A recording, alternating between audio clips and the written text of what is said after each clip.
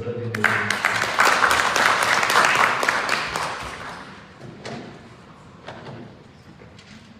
Sayın Profesör Doktor Osman Ortaya konuşmalar için teşekkür ederiz. Saygıdeğer misafirler, şimdi kitabımızın yazarı ve editörü Sayın Sivet Kali Nurcan'a sözü devrediyorum. Buyurun.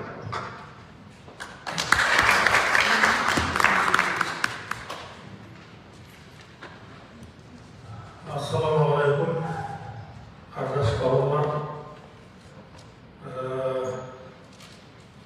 Kasiyetli konus Abdülmekin karşımızda Atatürk'ün selamını alıp gelip oldunuz. Sonra o Ütükön koyunağına bastırganda, tapar bastırganda olu sapar. Biz de sol sizlermenin olsa Türkiye'ni jaylap oturgan, negizgi tutqası bolup oturgan elmen bizde birge qozgalganбыз. Сырдың бойында Selçuk Sultan'ın түсінде жүрегінен өсіп шыққан үш бұтақтан бізде таралғанбыз. Сөйтіп Türk'ünün halk tarafına aylanğanбыз.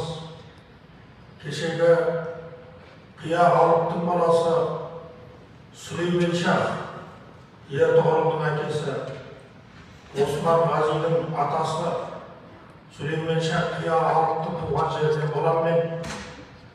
Олар қазіргі Қазақстанның батысы Mangistau деген жерде қоныстанған. Selamünaleyküm değerli kardeşlerim, kıymetli Anadolu topraklarına, Atayurt'a Kazakistan topraklarına selamları getiriyoruz. Öncelikle hepimizin değerli kardeşlerimiz, kandaşlarımıza büyük selamlarımı iletiyorum. Biz hepimiz Türk boyunun 3 boyundan biri oluyoruz. Ertuğrul Gazi'nin babası Süleyman Şah'tan, Osman Gazi'nin dedesi olan Süleyman Şah'ın doğduğu bölge, Mangistau bölgesinden gelmekteyim. Ben de oranın doğan bir çocuğum oradan. Mangistau'da Qayı tayfasının көптеген қоныстары осы уақытқа дейін аты сақталған. Қойтастар, Құптастар, таңбалары сақталған. Бір алғандай Маңғыстаудың өзінде Қайын есімінен екі жер атырады. Біреуі Белгілі Қайын деген менің туған жерім Кіндік Қаным тамған жер. Ол сол Қайын бектерінің тұрған қонысы. Мен өзім сол Süleyman Şah'ın сол жерде туғанына өзім күмәнданбаймын. Себебі түгел Құптас, Қойтастары сол жерде жатыр. Mangistau bölgesinde Kayı boyunun onların türbeleri ve onların mezarları bulunmaktadır. Kayı boyunun 2 tane boyunun oradaki belgeleri, anıtları bulunmaktadır. Orada başka da eserler bulunmaktadır. Ben kendim Kayı boyunun Mangistau bölgesinde yaşadığına hiçbir şekilde şüphe duymuyorum. Mine bunun bärinin arjağında bir ұлы misiya var edi. Bizдің ұлы түркілік missiyamız var edi. Осына күн түбіне жортып кеткен бабалардың жүрегінде ұлы арман бар еді. Ол қасиетті Түркістанда жатқан Әзірет Сұлтан бабамыздың, Ақ пайғамбарымыздың ақ ілімі, Әзірет Сұлтан бабамыздың ілімінің күтігіне жеткізу, дүниеге жаю, сөйтіп ақ жүректілік, Құдайға ғашықтық, махаббат ілімін тарату еді ол бабалардың бойындағы арман. Zamanındaki dedelerimizin büyük bir hayali vardı. O hayal Türkistan bölgesindeki Hazreti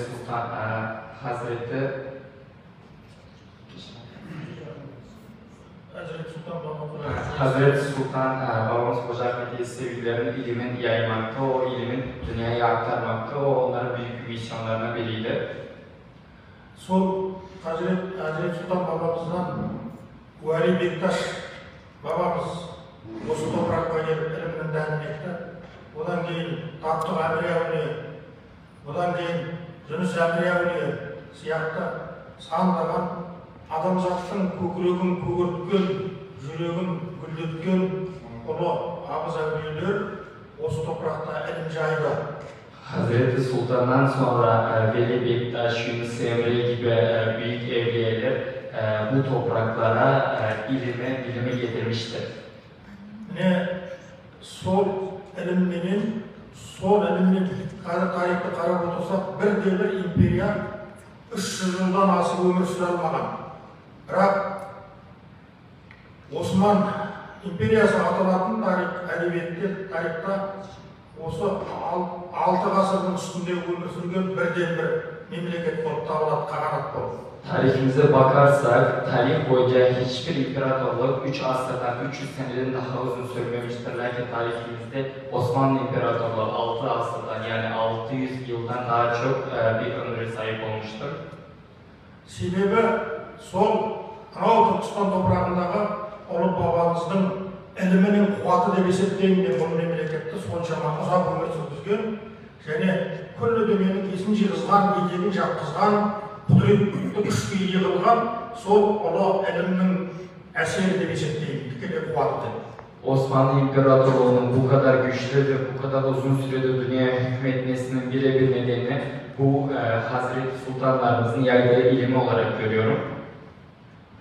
Mine менің бұл шайырларды аударудағы бірінші шайырлары, оның ішінде түрік шайырларын аударудағы мақсатым сол шартты біздің ұрпақтың, ұлтымыздың, ұлысымыздың күллі түркі жұртының жүрегінде қайта жақсат деген арманның bir ұшқын еді. Ben Doğu şairlarına bir de Türk şairlarını çevirmemin ana nedeni buradaki bu ışığı eski Türk kökenindeki eski bütün Türk dünyasından tekrar yakmak, tekrar bu alevi alevlendirmektir. Қазіргі адамзат баласына жетпей тұрған бір нәрсе бар. Мәулана Руми рахматуллахи айтқан адамзат бір жауһар. Бұл әрине ар жағында пайғамбарымыздың хадистерінен басталады. Оны Сағди да айтқан, бірақ Мәулана Руми Түбшіктен айтқан, сол барша адамзат бір жауһар, бір бүтін. Бірақ біз қазір бөлшек болып, әбден басымыздың қайда қалған, аяғымыздың қайда қалған, unutkan жағдайдамыз. Себебі біз жүректі ұмыттық. Mevlana'nın dediği gibi bütün insanoğlu tek cevherdir, tek bir bütündür. Lakin şu anda gördüğümüz, yaşadığımız dünyada bütün insanoğlu parça olarak ayrılmaktadır. Biz böylelikle kendimizin ana kaynağımız nereden geldiğimizi unutmuş bulunmaktayız. Mine soндықтан да осы әулиелердің еңбегіне жүгінетін, алдына жүгінетін уақыт түркі баласының тіпті керек болатын болса күллі адамзаттың алдына кезек күттірмес мәселе сияқты көрінеді бізге. Evlileri araştırmak ve onlar üzerinde çalışmak şu an günümüzde insanoğlunun birebir maksatlarından, görevlerinden biri olduğunu düşünüyoruz. O görünüyor önümüzde. Менің бұрында Жүніс Әміре жырлары деген кітабым шыққан. Өткен жылдың желтоқсанында Астана қаласында Түрік академиясы Қазақстан парламентінің төрағасы Мәулен Әшімбаев Сағатханұлының басшылығымен ашылып, бұның тұсауын осы Түркия парламентінің төрағасы Түркістанда қиған бұл кітаптың. Yunus Emre Şiirleri diye bu kitabımız, bu Kazakistan Türk Dünyası Akademisi Başkanı ile beraber ve Türkistan'da Türkiye Meclis Başkanı ile beraber bu kitabın açılışı, yani tanıtımı yapılmıştı. Енді бұл жұмыс, үлкен жұмыстың бастамасы ғана. Біз бұнымен аяқта тоқтап қалмаймыз және бұдан да басқа менің өзімнің жеке шығармашылығымда осы түрік шайырлары, осы ұлы шайырлар туралы көптеген шығармаларым бар. Мысалы, Шамс Табризидің Мәулана Румиге жаздырған жайлы хикая атты әфсана дастан, я Молда Қасым менен Жүніс Әміре жайлы хикая дастан, Шыңғысхан мен Шайқас сияқты көптеген өзім шығармашылығымда хикая дастанда жаздым. Bu büyük projelerimizin sadece bir kısmı, yani büyük eserlerin bir kısmı olarak sayılmaktadır. Bununla beraber çok fazla destanlar, çok fazla Türk şairlerin çevirilerini yapmıştım ve bunlar üzerine çalışmıştım. Енді бүгінгі осынау рухани істі ұйымдастырып отырған біздің Қазақстанның мәдениет және спорт министрлігі, оның ішінде мынау қазақ әуендері, сондай-ақ Түрксой ұйымына ең бірінші алғыс айтамын осы үлкен шараны, рухани шараны ұйымдастыруға атсалысқандары үшін.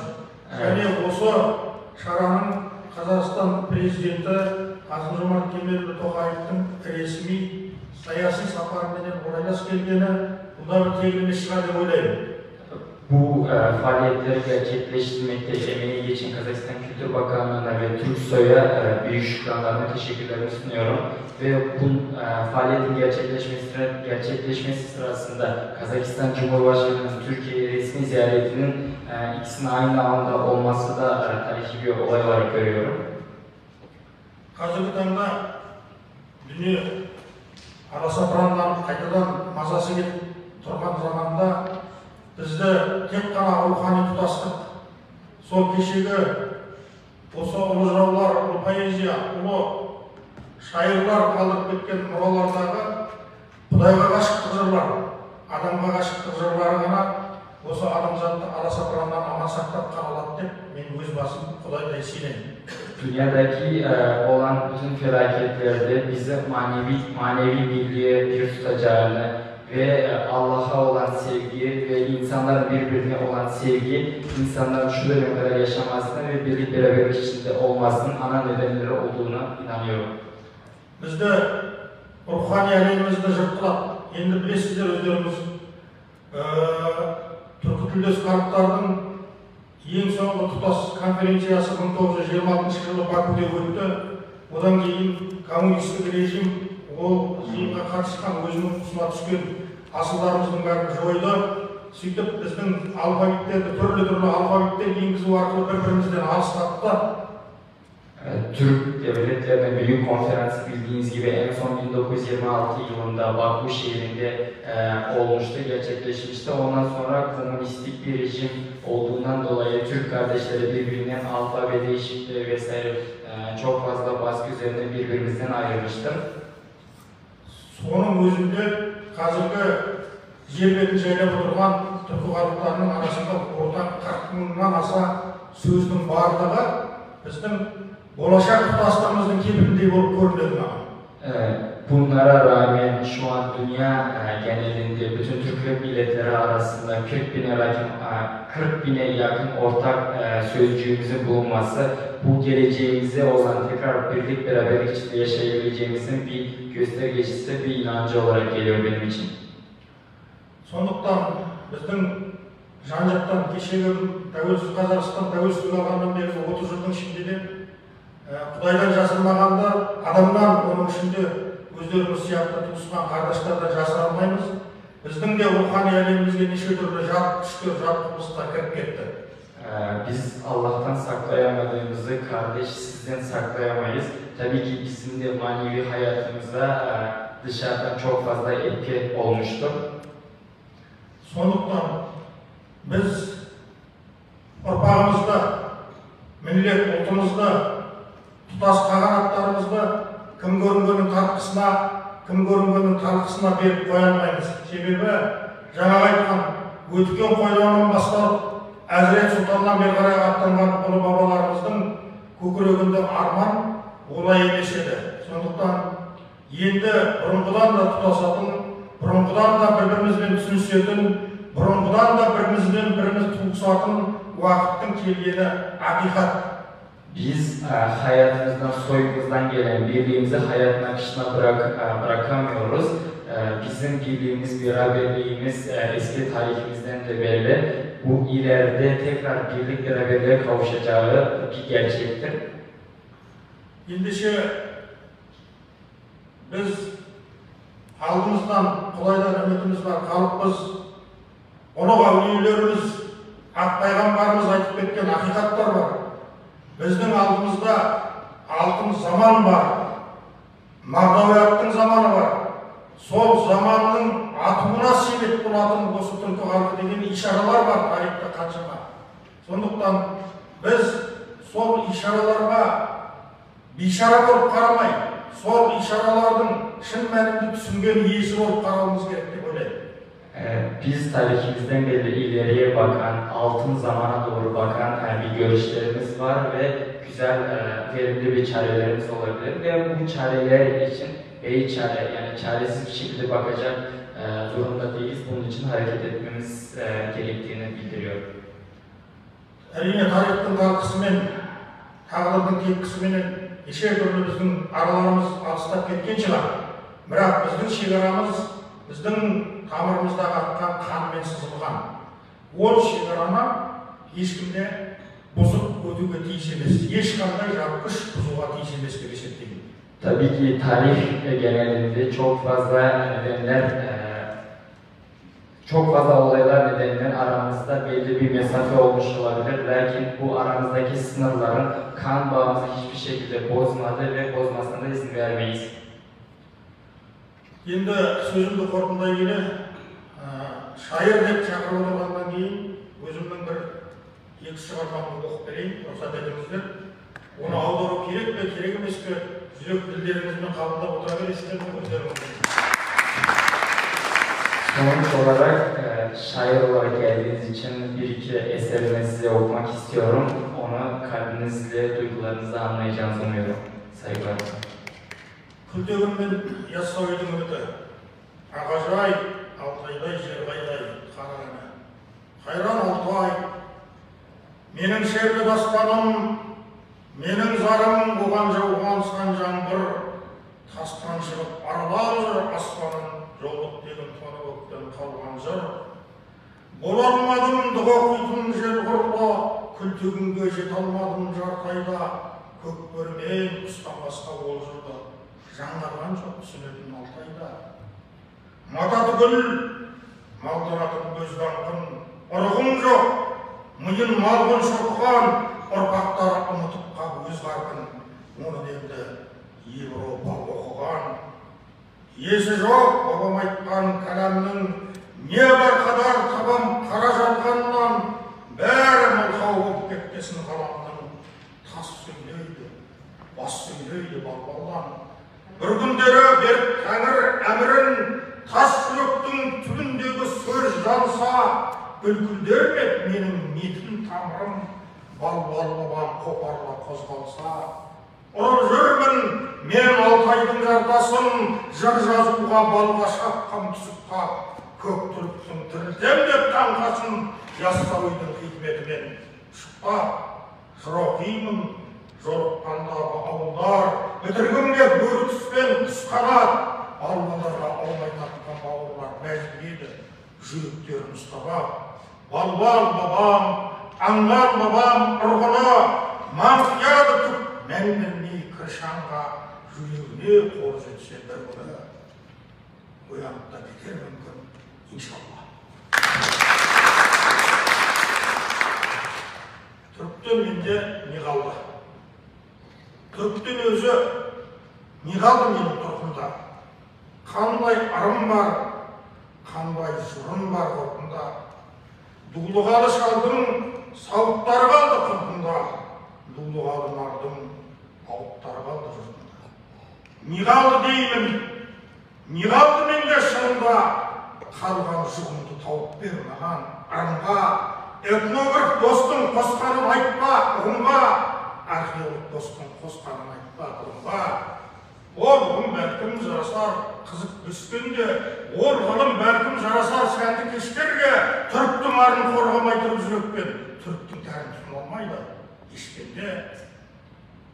Қалғаны менде сыртаспен балбат дікіл тас, Европа мен Ресей жұққан тұқыл тас, даламның кеңі, бабамның тіні кесіліп, ағамыз азғын, енеміз қазғын, тұқым тәс, Алланың мөрін өшіріп шайтан қалыптан, дананың бен келін алалы тартып қалыптан, азғын мен қызғын айналып сосын құзғынға жемтік құл болады, айырып, жаңылып бақи бағыттан. Жинаймын деп те жоғалған нұрдың жаңқасын, қыршында қалай кеттіріп өлді аңқасын, бейітке құлып жөйіттеріліп, тартқылап өлген ұлықтың қимай жүрмаған қаңқасын, Тәңір иенің кеудеге жазған мөр қатын, Оқи алмайды шықпай-ақ қойсын елге атым, шайтанның шөлі жүрегін жүрген қуыр, түйістірмек болады балбалмен қостақ сорлақын, Алланың нұры арнасын тауып құйылса, құн жиған құрып, нұр жиған ерлер жиылса, балбал бабаның тостағын солдың тауысса, таңбаның мөрі танып қалар бұйырса. Рахмет, барша бауырлар, біз талай ораламыз сіздерге да бұл топыраққа, сіздердің дүние тұрғанша тұратындарыңызға сенем. Қазақ кеше Қытайдан ауып, азып-тозып тұра Памир мен Индукустың тауларында сүйектері шашылып, өліп тап 53-ші жылы жеткенде ұшақтарыңызды жайып қарсы алып ел қылдыңыздар. Кешегі 1902 жылы Николай II патша қазақты діннен айырам деп жасырын заң шығарғанда Шайберден қосшы қылып, осы Абдухамид II сұлтанымызға әкеліп хат тапсырып, бізге де ара түскен, талай мәрте тағдырымызға ара түскен Түркия қағанаты аясында мәңгілік жасасын. Çok teşekkür ederiz değerli kardeşlerimize. Türkiye Cumhuriyeti siz var oldukça biz buraya tekrar sık sık geliriz. Biliyorsunuz tarihimizden beri göç Çin'den sürgün edilen Himalay dağlarını geçip gelen çok fazla Kazak kardeşlerimi Türkiye'de ağırlayıp misafir ettiğiniz için de teşekkür ederiz. Aynı zamanda 2. Abdülhamit döneminde de Rusya'daki Nikolay döneminin baskıları altında da Kazak kardeşlerin yanında olup destekte bulundunuz. Siz hep var olun, sağ olun. Sayın Sivetkale Hoca'na çok teşekkür ediyoruz. Genç arkadaşımıza da çeviriler için çok teşekkür ediyoruz. Saygıdeğer misafirler, toplantımızın açış bölümünde Kazakistan Büyükelçiliğinden Nişanlı Karatay'ı davet edecektik ama kendisi şimdi katılabildiler. O yüzden sözü ona bırakıyorum. Nişanlı Karatay'a.